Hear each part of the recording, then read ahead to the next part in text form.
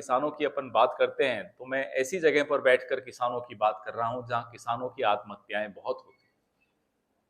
पूरे देश में एक दिन में 30 किसान आत्महत्या करते हैं। सोचकर बड़ी हैरानी होती है कि इतना बड़ा आंकड़ा, और फिर भी नरेंद्र मोदी वोट मांगने आते हैं। हिम्मत देखो उस आदमी की, उन्हीं किसानों से फिर भी वोट मांगने आते हैं। अभी मैं आ रहा था, रास्ते में लोगों से बात भी की, यहां भी वही गुस्सा दिखा। खास तौर पे नौजवानों में गुस्सा बहुत ज्यादा है, नौकरियों को लेकर, पेपर लीक को लेकर और ये मुद्दे। और यहां खास तौर पे पंजाब में ड्रग्स का एक मुद्दा ऐसा है जहां पंजाब के नौजवान के साथ डबल धोखा हुआ है। केंद्र सरकार ने तो जो बेरोजगारी बढ़ा के धोखा दिया वो है ही, यहां की राज्य सरकार ने भी कम धोखा नहीं दिया। कोई पत्रकार आवाज उठा ले तो जो मुद्दा वो पत्रकार उठाता है उस मुद्दे पर नहीं ध्यान देते। उस पत्रकार की गिरफ्तारी कर देना, उसको प्रताड़ित करना, उसके खिलाफ नई नई धाराओं में केस लगाना। यहां भी वही हाल चल रहा है जो राष्ट्रीय लेवल पे, राष्ट्रीय स्तर पे नरेंद्र मोदी कर रहे हैं। यहां भगवंत मान जी की सरकार भी कोई कम नहीं है, वो भी ऐसा ही काम कर रहे हैं। लोगों को कांग्रेस के दिन याद आते हैं जब हम अपनी गलती मानते थे कि हाँ हमसे ये गलती हुई, और गलती के बाद माफी मांगने में कोई शर्म नहीं आनी चाहिए। हम कोई राजा नहीं है। ये तो खैर राजा से बहुत ऊपर हो गए नरेंद्र मोदी, तो अब अपने आप को कहते हैं मैं भगवान का अवतार हूं। यहां आकर कहते हैं कि 5 प्यारों में एक मेरे काका थे। ऐसी बातें करना कोई, हम तो बार बार नड्डा जी को भी हाथ जोड़कर कहते हैं, अमित शाह जी को भी हाथ जोड़कर कहते हैं कि इनका इलाज करवा लो, देर हो रही है, नुकसान हो जाएगा। देश का प्रधानमंत्री 10 साल से प्रधानमंत्री है, बोला मैं प्रधान सेवक हूं, जाते जाते कहता है मैं भगवान का अवतार हूं। कभी कोई अपने आप को कोई भगवान का अवतार कहता है? नड्डा जी भी देखो कमाल के आदमी है। आज मैं अभी यहां ऊपर बैठ के देख रहा था ट्विटर पे, नड्डा जी कहते हैं कि ये नरों के इंद्र नहीं है, सुरों के इंद्र हैं, देवताओं के भी भगवान है।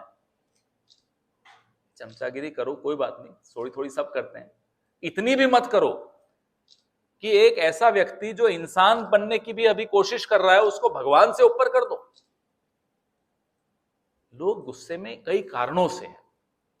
1 घंटे में 4 महिलाओं का बलात्कार हो रहा है इस देश में। यह भी लोग गुस्से में इस वजह से भी हैं। आओ जी, महिलाओं के बारे में मैं बात कर रहा था। 1 घंटे में 4 बलात्कार इस देश में हो और वहां हमारे मन में गुस्सा नहीं हो, ये संभव ही नहीं है, जायज बात ही नहीं है, इसलिए गुस्सा है। तो अब मौका ऐसा आया है किसानों को न्याय दिलाना, महिलाओं को न्याय दिलाना, नौजवानों को न्याय दिलाना। आपने अग्निवीर के बारे में कल सुना, हमारे साथी यहाँ आए थे, ढिल्लों साहब काफी लंबा बात करके गए, आज बता रहे थे मुझको। जो 75 साल का है वो फिर से प्रधानमंत्री बनना चाहता, रिटायर नहीं होना चाहता, लेकिन 22 साल के जवान को कहता है कि हो गए 4 साल की नौकरी, जाओ घर बैठ जाओ, रिटायर हो जाओ। 75 साल का आदमी 22 साल के आदमी को रिटायर कर देगा। इससे नुकसान क्या है? देश की सीमाओं पर नुकसान है, सुरक्षा का नुकसान है, और देश के जवानों के भविष्य का भी के साथ भी खिलवाड़ हो रहा है, डबल चोट हो रही है। इसलिए इस मौके को गंवाएंगे तो नुकसान में हम सब रहेंगे। हमारे बड़े काबिल उम्मीदवार हैं जीत मोहिंदर जी, इनकी तारीफ दिल्ली तक बहुत होती है, हमारे तमाम नेतृत्व में भी बड़ी तारीफ है इनकी। जितने कार्यकर्ता यहां से आते हैं पंजाब से, इनकी बड़ी तारीफ करते हैं। मेरे साथ हमारे राजस्थान के मेघवाल साहब बैठे हैं, इन्होंने जो काम वहां करके दिखाया, पूरे राजस्थान में मेरा प्रदेश है, इसलिए मैं बड़े गर्व से कहता हूं, मुझे बड़ी खुशी हुई कि बोनस मिला मुझे कि इनके साथ आज बैठा हूं। हम सब गलती अगर करते हैं, जैसा कि मैंने कहा, तो उसके लिए माफी भी मांगते हैं। ये कांग्रेस का गुण है, ये हमारे संस्कार है। अब आपने सुना हमारे राज्य की उप मुख्यमंत्री है दिया कुमारी जी, कहती हैं 400 सीटें दे दो, संविधान बदल देंगे। ये संविधान बदलने की बात कोई हमारे जहन में नहीं आई। ये संविधान बदलने की बात इन्हीं लोगों ने बताई। अनंत हेगड़े ने बताई, दिया कुमारी ने बताई, ज्योति मिर्धा ने बताई, अरुण गोविल ने बताई, लालू सिंह ने बताई। लल्लू सिंह ने बोला कि साहब जरूरी है संविधान बदलना, क्यों बदलना जरूरी है? ये संविधान तो एक बहाना है, आरक्षण पर निशाना है, मेरे और आपके हकों पर निशाना। मैंने भी आपको बताया कैसे पत्रकारों को गिरफ्तार कर लिया जाता है। ये अभी तो इक्का दुक्का केसेस होते हैं ऐसे। इनको 400 सीटें छोड़िए, ये अगर 272 भी आकर फिर से सरकार अगर इन्होंने बना ली, ये कैमरा वैमरा सब बंद हो जाएंगे। आप लोग संघर्ष करिएगा अपना ईएमआई भरने, हम लोग संघर्ष करेंगे कि जेल से बाहर कैसे रहे। हम सब जो यहां दिख रहे हैं सब जेलों में होंगे, किसी के हक बचेंगे नहीं, वोट खत्म हो जाएगा, इलेक्शन होगा नहीं। ये इनकी असली नीयत है, इसलिए इन्हें रोकना जरूरी है। पंजाब ने हमेशा लोगों का घमंड तोड़ा है। अब फिर पंजाब के सामने हम आए हैं, हाथ जोड़कर आपसे विनती करते हैं, घमंड तोड़ने का समय आ गया है, आप लोगों के हाथ में है। ना केवल घमंड तोड़ता है, पंजाब ने देश की रक्षा की है। देश के संविधान की रक्षा करने की जिम्मेदारी भी अब पंजाब को लेनी है। पूरा देश पंजाब की तरफ बड़ी उम्मीद से, बड़ी आस लगाकर देख रहा है और पूरा भरोसा है कि पंजाब उस उम्मीद को नहीं तोड़ेगा। आपके सवाल मौलिक अधिकारों का हनन करता हो, और पत्रकार का मौलिक अधिकार क्या है? पत्रकार का मौलिक अधिकार है लिखना या बताना, सच को सामने लाना। कल एक बहुत ही अश्लील वीडियो हमने देखा, यहीं के एक मंत्री का देखा। पत्रकार डरे हुए घूम रहे हैं।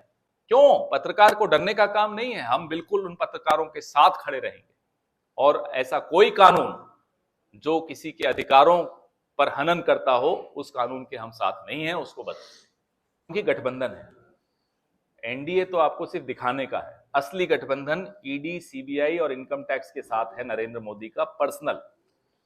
प्रफुल्ल पटेल जी, 14 का जो इलेक्शन था और 19 का जो इलेक्शन था, नरेंद्र मोदी फोटोएं दिखाते थे प्रचार में, दाऊद इब्राहिम से रिश्ते हैं प्रफुल्ल पटेल के। अब कहां है भाई? अब प्रफुल्ल पटेल जी साथ बैठे हैं उनके, अब नहीं है दाऊद इब्राहिम से रिश्ता। अशोक चव्हाण जी, आदर्श घोटाला, अब साथ बैठे हैं, फाइल बंद, अब नहीं है आदर्श घोटाला।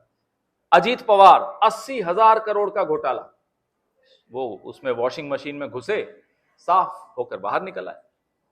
ये जो फेयर एंड लवली स्कीम चला रखी है नरेंद्र मोदी जी ने, कि भाजपा की वो क्रीम लगा दो चमक जाओगे, या तो तब झूठ बोला था प्रफुल्ल पटेल जी के बारे में, अशोक चव्हाण जी के बारे में, अजीत पवार के बारे में, या अब झूठ बोल रहे हैं। दोनों में से एक बार तो झूठ बोला। और देश का राजा अगर झूठ बोलने लग जाए तो आने वाली नस्लें तबाह करके जाता है, ये मैं आपको बता दूं, वो कर रहा है। जो सेंस ऑफ फियर है, जो डर का माहौल है, वो सबके सामने है। यहीं के उदाहरण कि कोई नौजवान अगर ड्रग्स की बात करे या कुछ एक्सपोज करे, उसको अंदर कर देना। पत्रकार अगर कुछ बात को, सच को सामने लाए, उसको अंदर कर देना या उसको धमकी देना, किसी को आईटी एक्ट, किसी को कोई और एक्ट के तहत फंसाना, ये सब डर का माहौल पैदा करने की एक साजिश है। और ऊपर तो बड़े मियाँ तो बड़े मियाँ, छोटे मियाँ भी सुभान अल्लाह है, ऊपर तो वो माहौल चल ही रहा है। 5-5 केस मुझ पर हैं, हमारे कई साथियों पर केस चल रहे हैं, हवाई जहाज से पकड़ के उतार के पुलिस ले जाती है। ये माहौल कभी देखा आपने? ये माहौल पहली बार इस देश में देखा गया, और अभी तो शुरुआत है। ये अगर फिर जीत गए, जो कि होना नहीं है, आप लोगों के आशीर्वाद से मुझे नहीं लगता कि अभी जीत रहे हैं, लेकिन अगर ये फिर जीत गए तो मैं आपको कह रहा हूं, ये सब बंद हो जाएगा। ये सब प्रेस कॉन्फ्रेंस, ये सब पुरानी बात हो जाएगी। तब भी कहा, ये बिना लोगों से बात किए बनाई गई है। बिल्कुल रिव्यू होनी चाहिए। बिना, आप देखिए, किसानों के 3 काले कानून बिना किसानों से बात किए लाए, वापस लेने पड़े ना।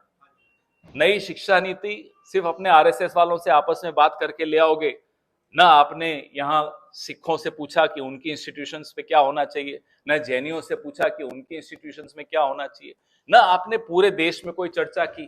तो उसका तो नतीजा यही है।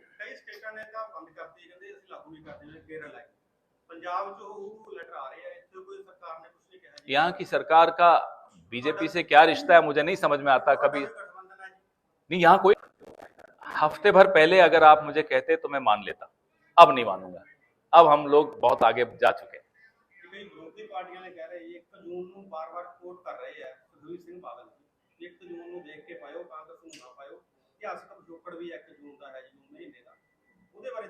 नहीं समझा नहीं क्या। 1 जून the operation Blue Star started, so he's ये पुराने जख्मों को निकाल निकाल के कुरेद कर, ये गलत बात है। getting back to the Bandhani. जो जख्म भरने चाहिए, हम सबका काम है उन जख्मों को भरें। जख्मों को कुरेदने का काम अच्छा आदमी नहीं कर सकता। इन्होंने एक सवाल पूछा हमारे भाई ने, इशारे में, मैं भी अब इशारा थोड़ा थोड़ा सीख रहा हूं भाई साहब से। इनको हम यहाँ के लिए कम समय देंगे, ज्यादा समय अब इनको दिल्ली में ही लगाना पड़ेगा, बस इससे ज्यादा इशारा नहीं कर। सरदार मनमोहन सिंह जी ने 72,000 करोड़ का लोन माफ किया किसानों का। उसके बाद किसी ने कभी सोचा या पूछा या सुना कि साहब वो लोन माफ कर दिया तो अर्थव्यवस्था पटरी से उतर गई? नहीं उतरी ना।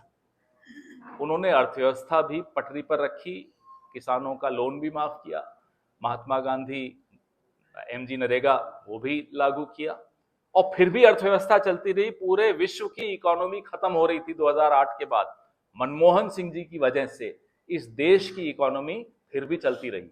तो हमारे पास अर्थशास्त्री हैं और इनके पास अनर्थशास्त्री।